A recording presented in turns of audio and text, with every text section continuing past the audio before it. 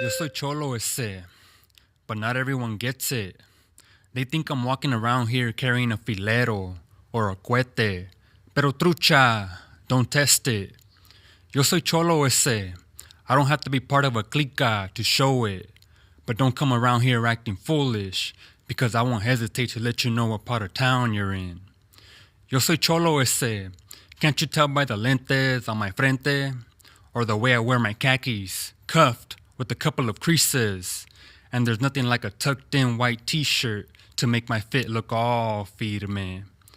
Yo soy cholo ese, y me vale lo que dices. Me robaron mi país, y que speak English es todo lo que me dicen. Pero chales, yo soy cholo ese, y que rifa al barrio de chiques. I can tell you all day that this is how I identify culturally. But the truth is, this identity didn't come without a lot of pain and suffering. I can't tell you that this lifestyle won't get crazy or can't get violent, pero sabes que? This way of life is a manifestation of Barrio Resistance and defiance. Además, cultural expression is an act of aggression in the eyes of oppression. So tell me, gente, did you get the message? If not, allow me to elaborate, because things haven't been the same since 1848. Make no mistake, Ben Davis's Dickies and Cascade, they all correlate when describing Chicano gangs. However, that doesn't mean it's all the same. Because when they came and took all they could take, and the law of the land became to segregate, the barrio became a sacred place that needed to be defended from anyone who tried to infiltrate. It didn't matter if you lived in another town or a block away. This was meant for anyone, no matter your ethnicity or race. It was even meant for those with our own last name, especially our last name.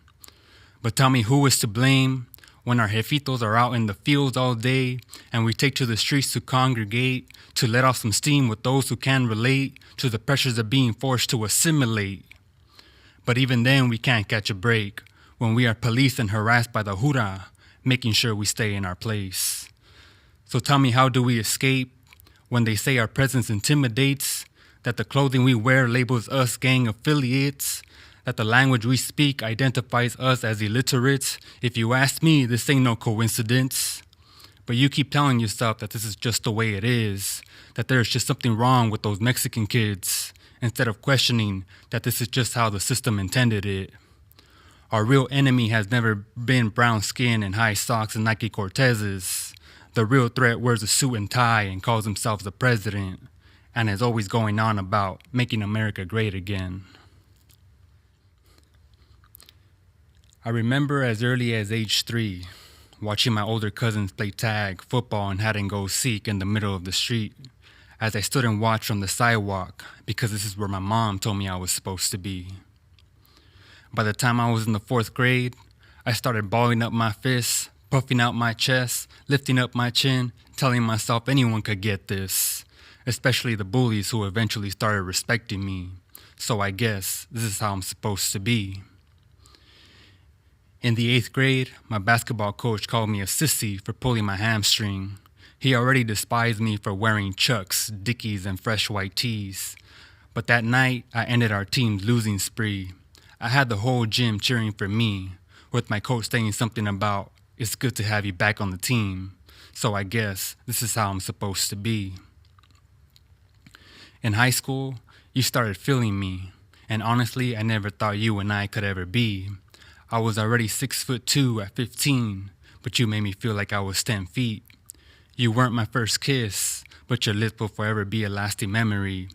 You had me feeling like this is what young love was supposed to be. I remember that day like it was yesterday. I was too quiet was your reason for breaking up with me. There wasn't a day that went by that I kept telling myself, what the hell is wrong with me? As it was, I stopped playing baseball and quit the basketball team, which only worsened my insecurities. But I realized now I was only trying to be like all the other wannabe homies. And ain't nobody was gonna catch me being all lovey-dovey. But look at me now, you got me writing this poetry. Enjoy them. They'll be the best 4 years of your life, is what everyone kept telling me.